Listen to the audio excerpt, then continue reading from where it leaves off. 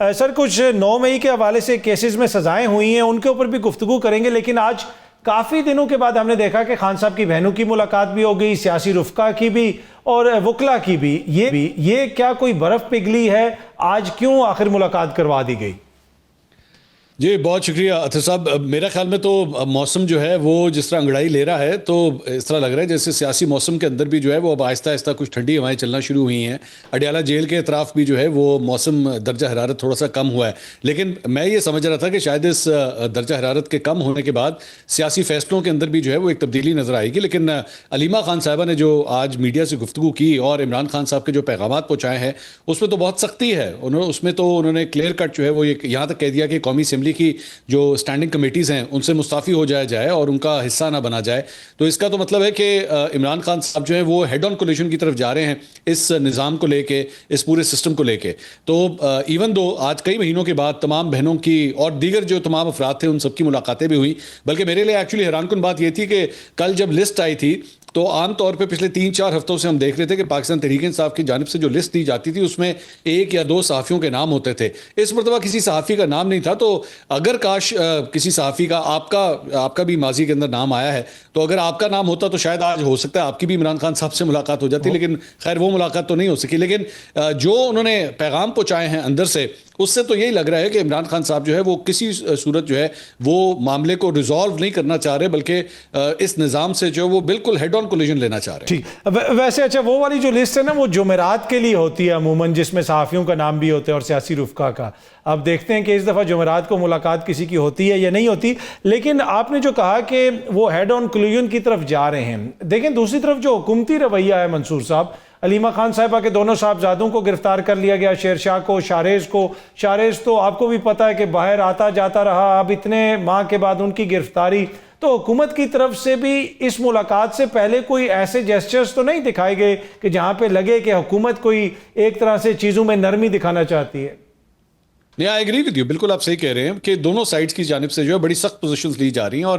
جس طرح علیمہ خان صاحبہ کے دونوں بیٹوں کو گرفتار کیا گیا، اب میں ظاہری بات ہے وہ لاہور میں ہوتے ہیں اور ہمیں لاہور سے جو ہے وہ اتنے سوشل کانٹیکٹس ہیں کہ پتہ لگتا رہتا ہے کہ کون جو ہے وہ کس طرح ایکٹیو ہے، اور وہ کوئی انڈر گراؤنڈ نہیں تھے، وہ دونوں لڑکے جو ہے کوئی انڈر گراؤنڈ نہیں تھے، پبلک لائف کے اندر جو ہے وہ ہر جگہ میل ملاقاتیں ان کی ہو رہی تھیں، وہ سب کے سامنے نظروں کے سامنے تھے۔ جس طرح اس وقت پاکستان تحریک انصاف کے بہت سے لوگ جن کو سزائیں ہوئی ہیں 9 مئی کے اندر، وہ اس وقت انڈر گراؤنڈ ہیں، وہ آپ کو پبلک ڈومین میں اس طرح نظر نہیں آتے، کے پی کے اندر نظر آتے ہیں لیکن پنجاب میں اس طرح وہ آپ کو ایکٹیو نظر نہیں آتے تھے۔ تو یہ دونوں جو بیٹے ہیں علیمہ خان صاحبہ کے، وہ تو پبلک ڈومین میں آپ کو نظر آ رہے تھے۔ تو اس سے بھی یہ ثابت ہوتا ہے کہ حکومت بھی جو ہے وہ معاملات کو ریزالو کرنے کے حق میں نظر نہیں آ رہی، اور 9 مئی کے حوالے سے مکس سگنلز آ رہے ہیں۔ اسی دن جس دن 8 مختلف مقدمات میں عمران خان صاحب کی ضمانت ہوتی ہے، اسی دن دونوں بیٹوں کی گرفتاری ہوتی ہے، تو پھر ایک نیچرل جو ریاکشن آنا تھا وہ ایسے ہی ریاکشن آیا ہے۔ ایون دو ظاہری بات ہے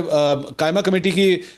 سیٹوں سے مستعفی ہو جانا حکومت کے لیے شاید اتنا بڑا درد سر نہ ہو، لیکن اگر اس کا اگلا سٹیپ اٹھا لیا گیا اور کے پی حکومت کے حوالے سے اگر کوئی فیصلہ کیا گیا اور کے پی کی حکومت سے جو ہے مستعفی ہو جائے یا اسے توڑ دیا جائے، تو وہ تو ایک بہت بڑا بھوچال ہوگا۔ کم از کم وہ آپشن ابھی تک استعمال نہیں ہوئی، لیکن یہ بھی آپشن جو ہے وہ کوئی کم نہیں ہے، میرے خیال میں حکومت کے لیے پریشانی کا سبب تو بنے گا یہ۔ اچھا، آپ کو لگتا ہے کہ عمران خان صاحب اور ان کی جماعت ایک پیج پہ ہیں؟ حکومتی ایک پیج کا تو ہم ذکر کرتے ہیں، لیکن خان صاحب بہت سارے پیغامات بھجواتے رہتے ہیں، اس کے اوپر اس طرح منوعن عمل درآمد نہیں ہوتا، تو آپ کو خان صاحب کی باہر والی جماعت اور جیل کے اندر والی جماعت دونوں ایک پیج پہ لگتی ہے؟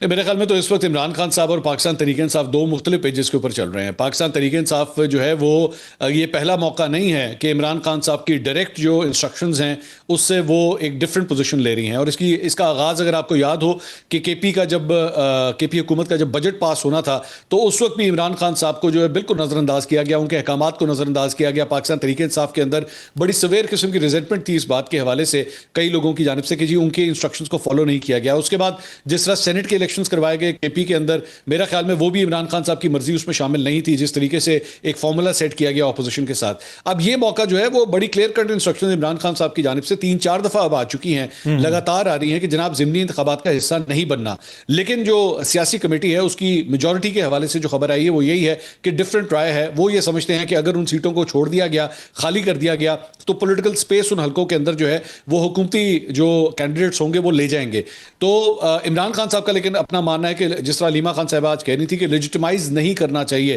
وہ اس نظریے سے اس کو دیکھ رہے ہیں کہ کسی صورت جو ہے وہ ہم ان کے اندر بیٹھ کے ان الیکشنز کو کنٹیسٹ کر کے، جو کہ ان کو لگتا ہے کہ ہر صورت حکومت نہیں جیتنے ہے، تو ہمیں کم از کم اس کانٹیسٹ کا حصہ نہیں بننا چاہیے، کیونکہ پھر اس کے بعد یہ امبیرسمنٹ بھی آتی ہے، صحیح ہو یا غلط ہو، کہ جناب دیکھیں پاکستان تحریک انصاف کا بندہ ہار گیا، اور وہ ان کے پاس یہ جواز آ جائے گا کہ جناب دیکھیں پاکستان تحریک انصاف کی پاپولرٹی جو ہے وہ کم ہو رہی ہے۔ میرے خیال میں عمران خان صاحب اگر یہ ڈیسیجن لے رہے ہیں، اس کے پیچھے بیسکلی یہی وجہ ہے کہ بعد میں یہ حکومت کے پاس یہ بیانیہ نہ آ سکے کہ جناب دیکھیں پی ٹی آئی کا کینڈیڈیٹ جو ہے وہ الیکشن ہار گیا۔ ٹھیک ہے، اچھا آخر میں ذرا یہ بھی بتائیے کہ ضمنی انتخاب کا آپ نے ذکر کیا، لاہور میں بھی ایک ضمنی الیکشن ہونا ہے، وہاں پہ نون لیگ کی کیا پوزیشن ہے؟ اگر 1 to 9 کے حلقے کی ہم بات کریں، خصوصاً مریم نواز صاحبہ 1 سال سے کام کر رہی ہیں، اب تو جاپان پنجاب اکنامک کوریڈور کی بھی بات ہو رہی ہے، بلکہ آپ کے ہی پروگرام میں کوثر کاظمی صاحب نے بتایا، تو جہاں پہ اتنے کام ہو رہے ہیں پنجاب میں، تو نون لیگ کے لیے تو بڑا آسان ہوگا 1 to 9 کو جیتنا۔ نہیں، میرے خیال میں اتنا آسان بھی نہیں ہے، دیر از نو question about that. Maryam Nawaz صاحبہ کے کاموں کے حوالے سے ان کی جو ایکٹیویٹیز رہی ہیں لاہور اسپیسیفک، پنجاب اسپیسیفک، یس میں ڈیفینیٹلی یہ ضرور کہوں گا کہ عثمان بزدار کے ٹینیور سے تو بہتر پرفارمنس ہے، لیکن کیا وہ گراس روٹ لیول کے اوپر لوگوں کے ووٹ کے اندر کنورٹ ہوگی یا نہیں، میرے خیال میں اتنا آسان نہیں ہے، بڑا ٹف مقابلہ ہوگا۔ اور ذہن میں رکھیے گا کہ ضمنی انتخابات کے اندر جو حکومتی سائڈز ہوتی ہیں ان کے پاس بہت کچھ ہوتا ہے ووٹر کو دینے کے لیے، مطلب مختلف پروجیکٹس کا اناؤنسمنٹس کر دینا،